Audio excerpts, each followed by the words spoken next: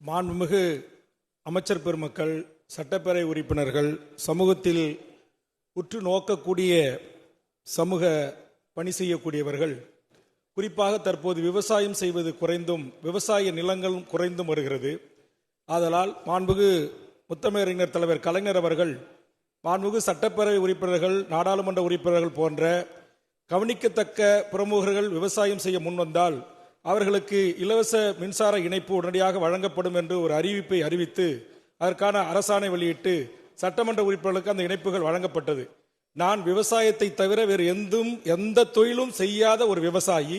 முந்திரி, பலா, மா உள்ளிட்ட பல்வேறு பணப்பயிர்களையும், மணிலா, வாழை, கொய்யா, அதுபோன்று நெல்லி போன்ற பயிர்களும் செய்து வருகிறேன். நமது தளபதி அவர்கள் ஆட்சி பொறுப்பேற்றதிலிருந்து 3 இணைப்புகளுக்காக மனு செய்துவிட்டு காத்திருக்கிறேன். தளபதி ஆட்சியில் 1,50,000 மேற்பட்ட விவசாயிகளுக்கு இணைப்பு தந்த கழக அரசு வேல்முருகனுக்கு மட்டும் அந்த இணைப்பு கிடைப்பது போது அதிகாரிகள் சொல்லுகிறார்கள் சீனியாரிட்டி வரவில்லை என்று.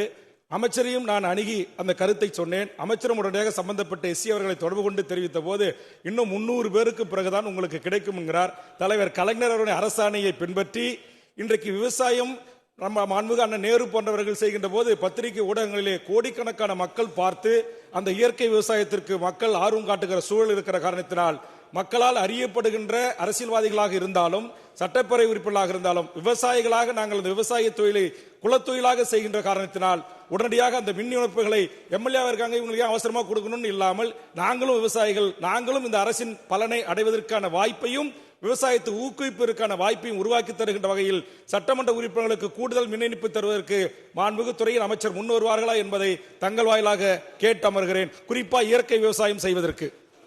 மாண்புமிகு அமைச்சர் அவர்கள்.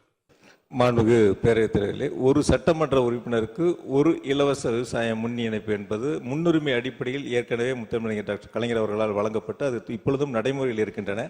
ஏற்கனவே மாண்புமிகு உறுப்பினர்கள் வாங்கியிருப்பீங்கன்னு நினைக்கிறேன். வாங்க, இப்போ அது கொடுத்துடலாம். அந்த விண்ணப்பங்கள் தனியாக கொடுக்கணும். நீங்கள் ரெகுலர் சீனியாரிட்டியில் பதிவு செஞ்சிருந்தீங்கன்னா அது அதில் கணக்கெடுத்துக் கொள்ளப்படும்.